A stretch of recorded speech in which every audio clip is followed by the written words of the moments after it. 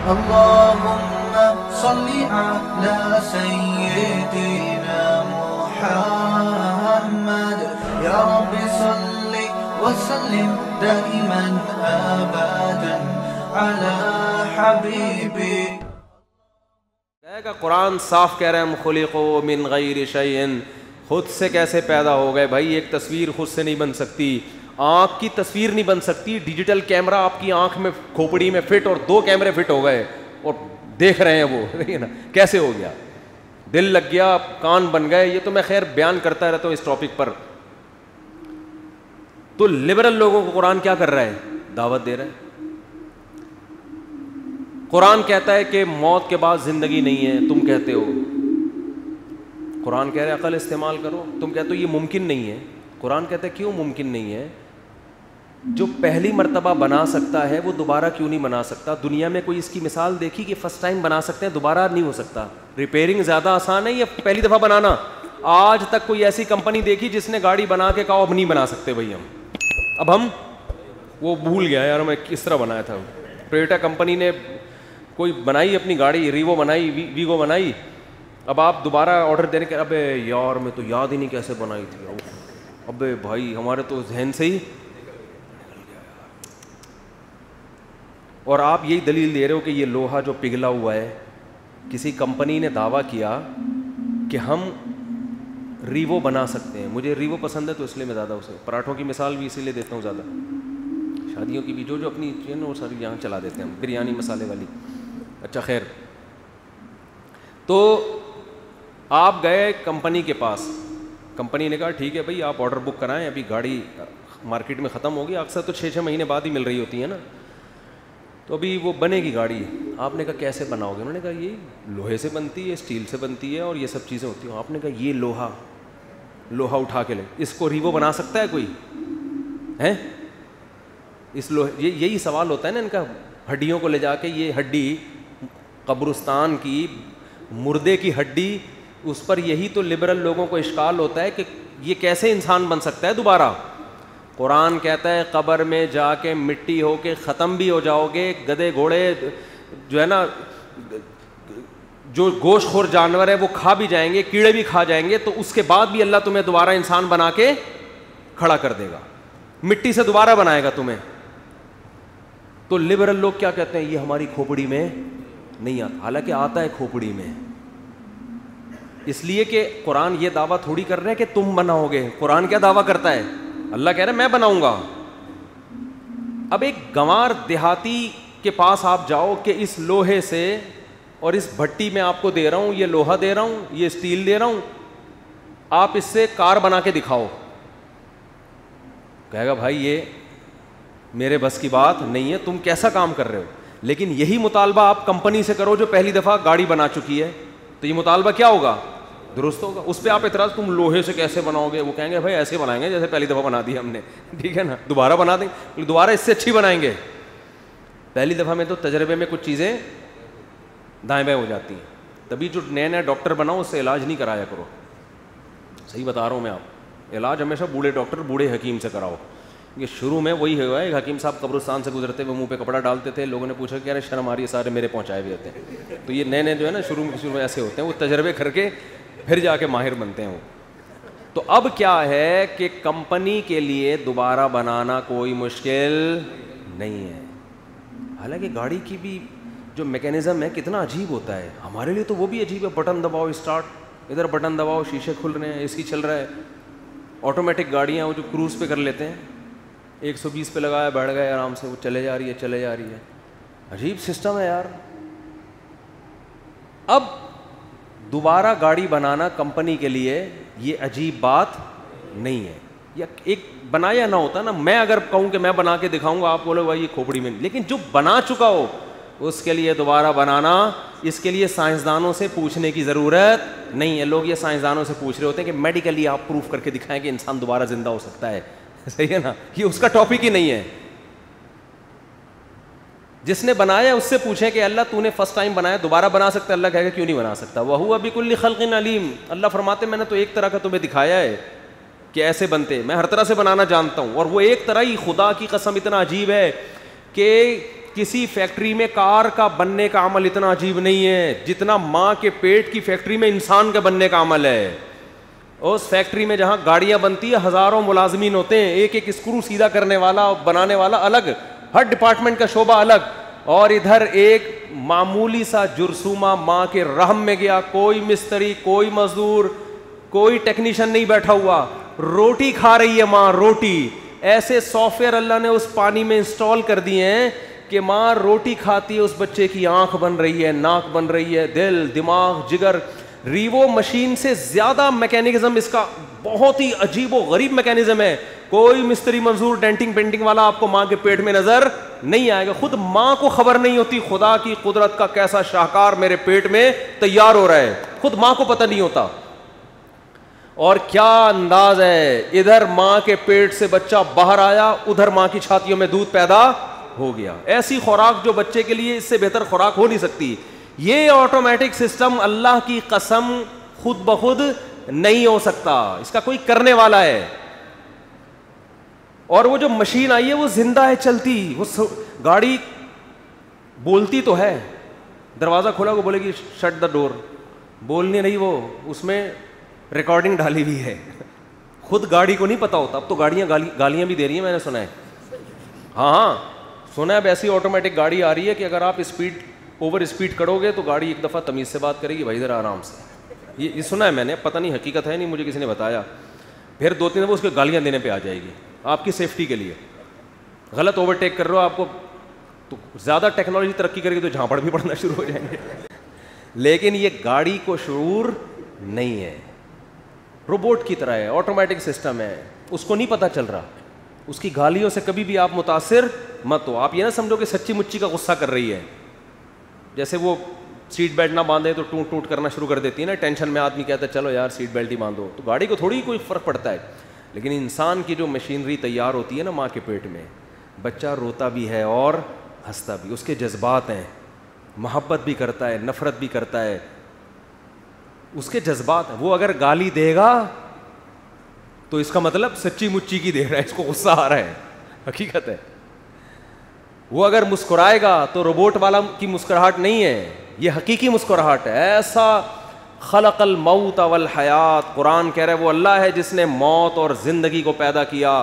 اتنی ترقی کے باوجود اب تک حیات پیدا نہیں. حیات پیدا ہونا تو دور کی بات, سائنسدان حیات کو ڈیفائن نہیں کر سکیں اب تک. یہ حیات ہے کیا, زندگی کی ڈیفینیشن کیا ہے, زندگی کو ڈیفائن نہیں کر سکے یہ ہے کیا چیز. اور قرآن کہہ رہے ہیں میں نے تمہاری اتنی کھوپڑی بنائی نہیں ہے کہ تمہیں زندگی کی ڈیفینیشن سمجھ میں آ جائے. روح ہے نا, روح ہے, جسم میں ہوتی ہے, آدمی چلتا پھر, وہی باڈی ہے, فٹ فاٹ ہے, مرا ہوا ہے. تو کیا ہوا, قرآن کہہ رہا ہے روح نکل گئی.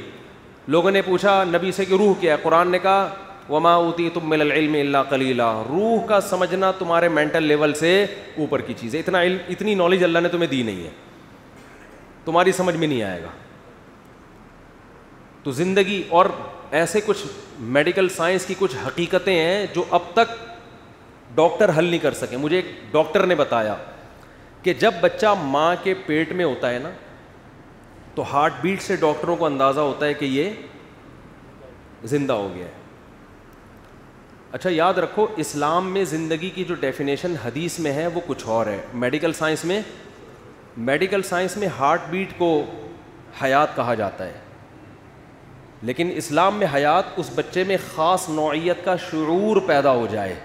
مثال کے طور پر یہ جو پودے ہیں نا, یہ میڈیکل سائنس کی نظر میں تو جاندار ہیں, اسلام ان کو جاندار چیز قرار نہیں, کیونکہ شعور نہیں ہے. شعور کا مطلب کھوپڑی میں جو سوچنے سمجھنے کا شعور ہوتا ہے. پودے کو لطیفہ سنائے نہیں ہنسے گا, وہ غم کی خبر سنائے نہیں ہوگا, لیکن زندہ ہیں وہ.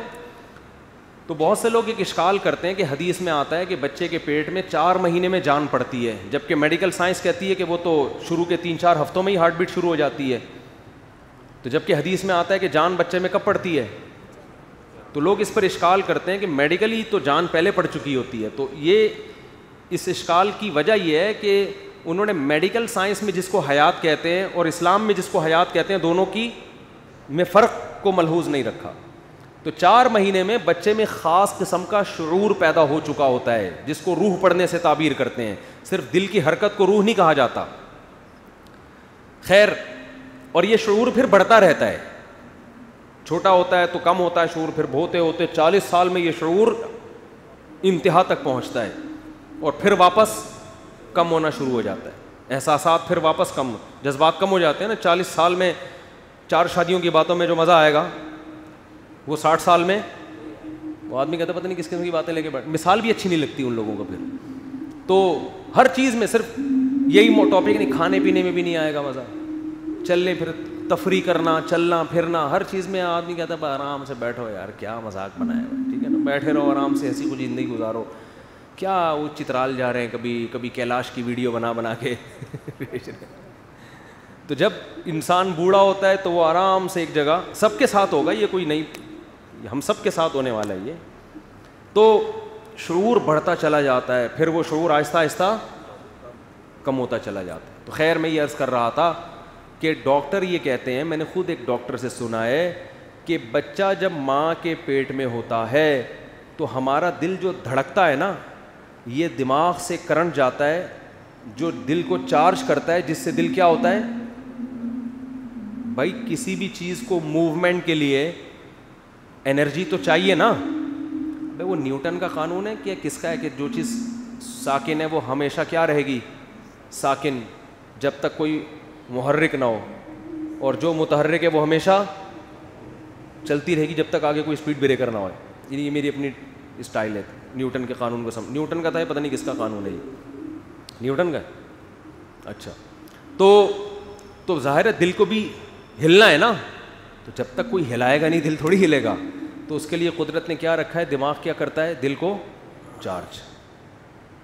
لیکن دماغ کے چارج کرنے کے لیے ضروری ہے کہ دماغ پہلے خود تو اس میں حیات پیدا ہونا، اور وہ بلڈ کے سرکولیشن کے بغیر دماغ میں زندگی پیدا بولو نہیں ہوتی، اور بلڈ کا سرکولیشن ہارٹ بیٹ کے بغیر ممکن نہیں ہے۔ دل جب تک دھڑکے گا نہیں تو دماغ کرنٹ نہیں پھینکے گا، اور دماغ جب تک کرنٹ نہیں پھینکے گا تو دل دھڑکے گا نہیں۔ تو میں نے خود ایک ڈاکٹر سے سنا کہ اب تک سائنس اس راز پر مطلع نہیں ہوئی ہے کہ فرسٹ ٹائم دل کیسے دھڑکتا ہے بچے کا، کیونکہ دماغ تو ابھی مردہ ہے، دماغ کیا ہے، وہ تو مردہ ہے ابھی۔ اگر ہم یہ کہیں کہ دماغ نے کرنٹ بھیجا تو وہ دل کے دھڑکے بغیر بھیج کیسے دیا کرنٹ اس نے، اور اگر دل دھڑک کے کرنٹ بھیجا تو دل دھڑک کیسے گیا کرنٹ بھیجے بغیر۔ تو اتنے سارے راز ہیں جو ابھی تک مبہم ہیں، تو ایسا پیچیدہ نظام بنایا ہوئی آٹومیٹیکلی بن گیا سارا۔ یہ لبرل لوگ جو ایتھیسٹ ہوتے ہیں نا، جو کہتے ہیں ہم کسی نظریے کے پابند نہیں ہیں، آپ پابند ہیں غلط نظریات کے، ٹھیک ہے نا۔ آپ نے ایک نظریہ پہلے فرض کر لیا ہے اور اب اوٹ پٹانگ کر کے اب دلائل اسی کی طرف آپ کھینچے چلے جا رہے ہیں۔ اگر آپ براڈ مائنڈڈ ہو کے سوچیں گے تو آپ اس بات کو ماننے پر مجبور ہوں گے خود سے نہیں بنے بلکہ کسی نے ہمیں بنایا ہے، خود نہیں بن سکتے، اور بنانے والے کو تو بنانے والا ہی جانتا ہے، وہ تو ہم جانتے نہیں کہ وہ خود سے کیسے، وہ ہمیشہ سے ہے۔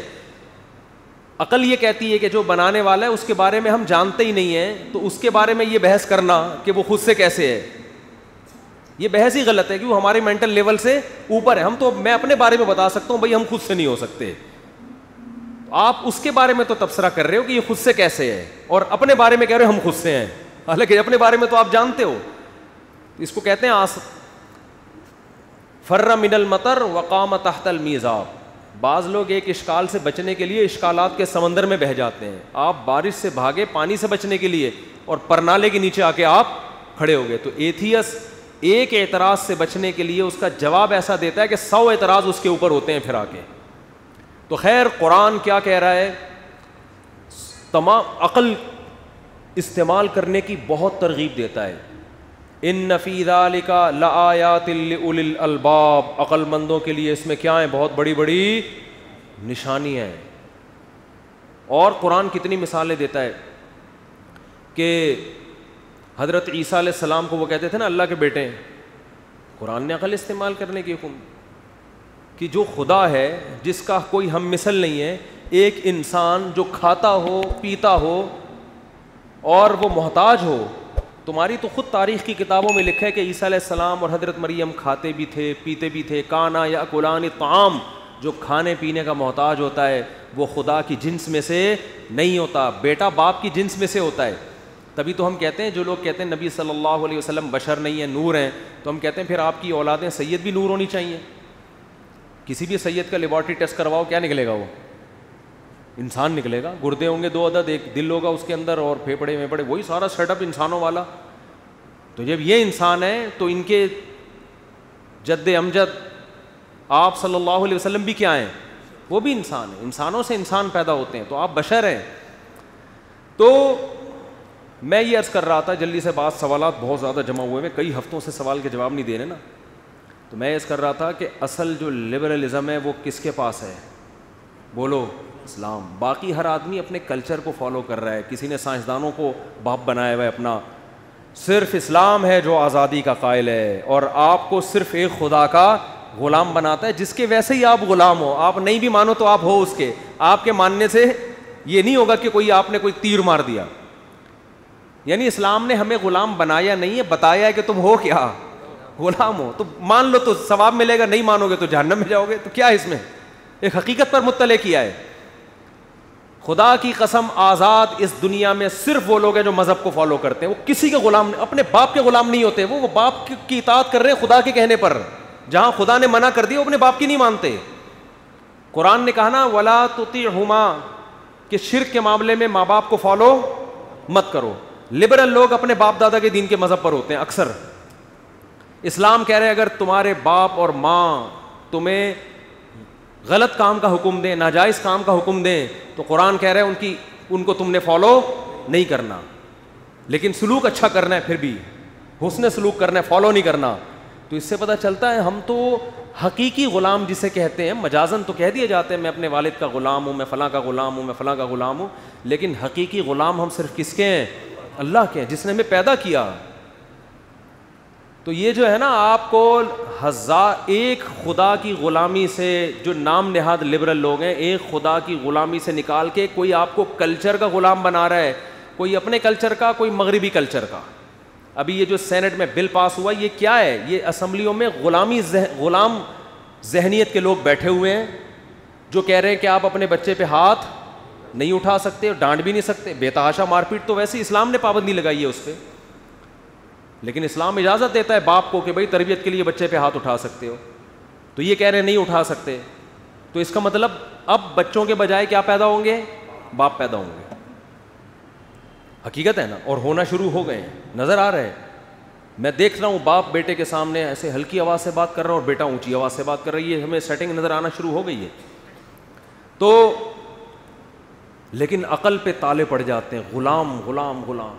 آپ وکیلوں کا ڈریس دیکھ لو, کوٹ پہن کے, جون کے مہینے میں کوٹ پہن کے, کالے کوٹ, کالا رنگ تو ویسے ہی بہت گرمی لگاتا ہے. کالا تو آپ گرمیوں میں کرتا بھی پہنو تو آدمی کو کھانے لگتا ہے, کیونکہ کالے رنگ میں روشنی جذب ہوتی ہے, بہت تیزی سے کالا رنگ. تو گرمی میں کالا کوٹ پہن کے جو وکیل عدالت میں آ رہے ہوں, یہ آپ کو آزادی دلائیں گے. یہ تو خود کس کے غلام ہے بھائی؟ انگریز کے غلام ہے. ان کے ملک میں ٹھنڈک ہے, سردی ہے, وہاں یہ کوٹ سمجھ میں آتا ہے, تم کیوں؟ لیکن وہی ہمارے ایک استاذ کہہ رہے تھے, انگریز جو پتلون چھوڑ کر گیا وہ انہوں نے چڑھا لیے, پتلون چینج کرنے کے لیے تیار نہیں ہے. اور یہ کہتے ہیں مولوی لوگ نظریاتی غلام ہیں, مولوی لوگ تمہیں, مولوی کسی کی غلامی میں نہیں لے کر آتا تمہیں, وہ اپنی غلامی میں نہیں لا رہا تمہیں. یہ پادری ہیں جو آپ کو مذہبی, جو دوسرے مذاہب کے جو مذہبی رہنما ہیں نا, وہ اپنا غلام بناتے ہیں. اسلام میں جو اہل حق علماء ہیں وہ کسی کو اپنا غلام نہیں بناتے. اس کی سب سے بڑی دلیل یہ کہ ہندوازم میں کوئی گناہ کرتا ہے تو پنڈت کے پاس جانا پڑتا ہے, عیسائیوں میں کوئی گناہ کرتا ہے تو کہاں جائے گا؟ پادریوں کے پاس. آغا خانیوں میں کوئی گناہ کرتا ہے تو کہاں جائے گا؟ پرنس آغا خان کے پاس. اسلام کیا کہہ رہا ہے؟ کسی سے گناہ ہوا کسی مولانا کے پاس نہیں جانا. اور مولانا بھی بتا رہے ہوتے ہیں من یعمل سوءا او یظلم نفسہ ثم یستغفر اللہ, جس سے بھی گناہ ہو جائے, اپنی جان پہ ظلم کر بیٹھے, اللہ سے کیا کرے؟ غلام کس کے ہیں؟ اللہ کے. اللہ سے ہاتھ اٹھا کے معافی مانگے, یجد اللہ غفور الرحیم, اللہ فرماتے ہیں اللہ کو وہ غفور اور رحیم پائے گا. ڈائریکٹ کس سے؟ اللہ سے. کوئی واسطہ نہیں ہے درمیان میں. کوئی واسطہ نہیں ہے.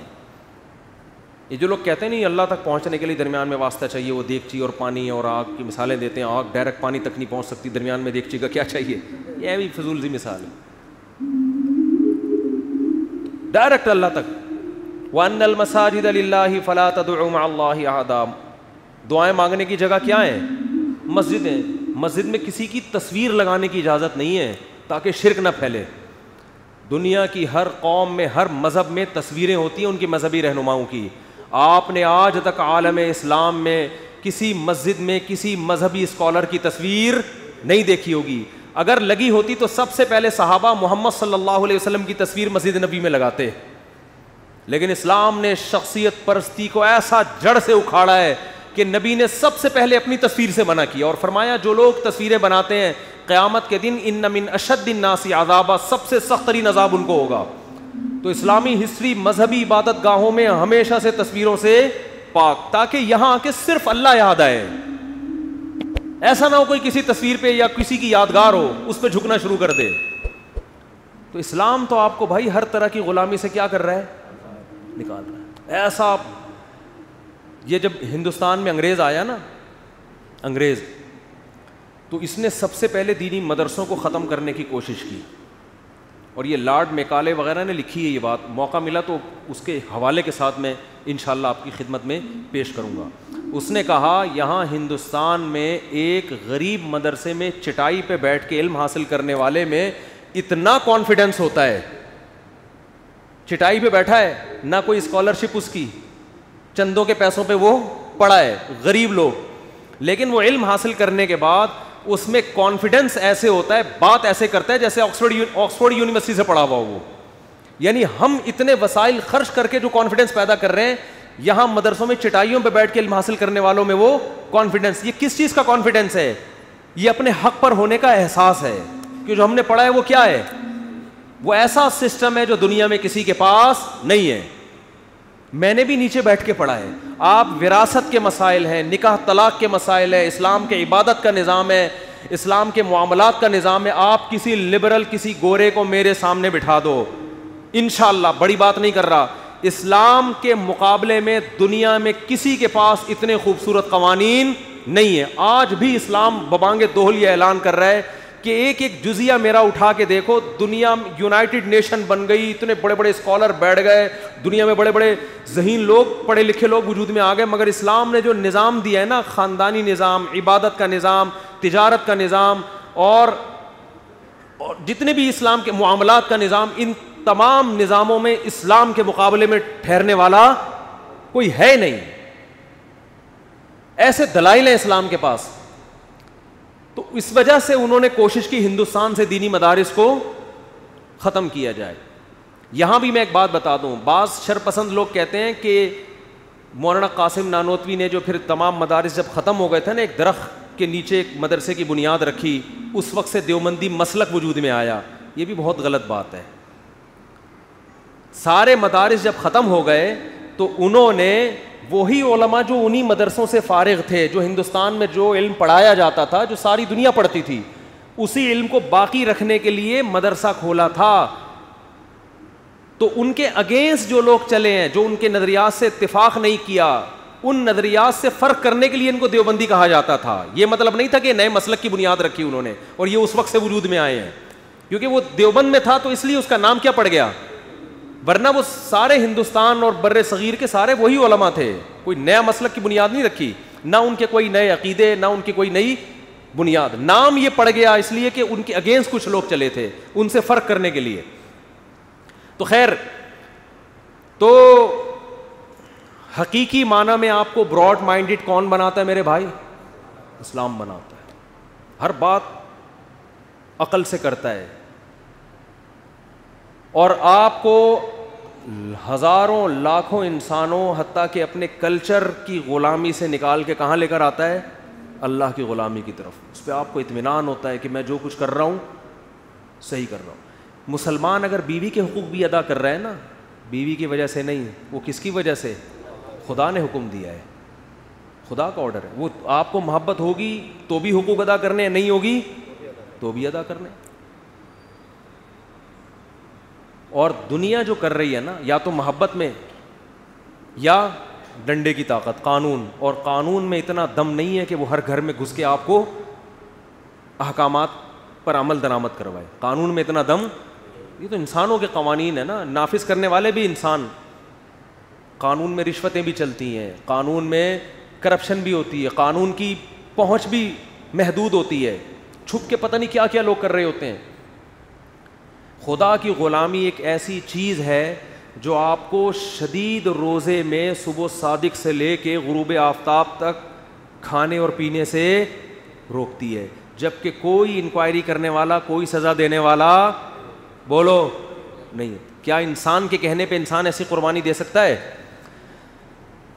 یہ تو ڈاکٹر کے کہنے پہ نہیں لوگ کر رہے جو صبح شام آپ کو ڈائٹنگ کے فضائل سناتے ہیں، پھر بھی 2-4 برگر پرہیز کرتے کرتے. میں تو پراٹھے پھوڑ کر آ گیا نا، حالانکہ چلو ایک دفعہ صبح ہو گیا، اس ٹائم پہ کوئی تک نہیں بنتا، لیکن چونکہ اسلام میں حرام نہیں ہے، حکیم بھی کہہ رہے ہیں، ڈاکٹر بھی کہہ رہے ہیں مفتی صاحب یہ پراٹھے چھوڑ دو، پھوڑ دیے ہم نے. چھوڑنے کے بجائے کیا کر دیے؟ لیکن یہی اگر اللہ نے پابندی لگائی ہوتی تو ہم صبح صادق سے لے کے رمضان میں غروب آفتاب تک شدید ترین گرمیوں میں بھی جب صبح 10-11 بجے سے پیاس لگنا شروع ہوتی تھی، الحمدللہ نہا رہے ہیں، ٹھیک ہے نا، شاور لے رہے ہیں، مگر ایک قطرہ حلق میں جانے نہیں دیتے. تو یہ کس کا احسان ہے انسانیت پر بھائی؟ اللہ کا.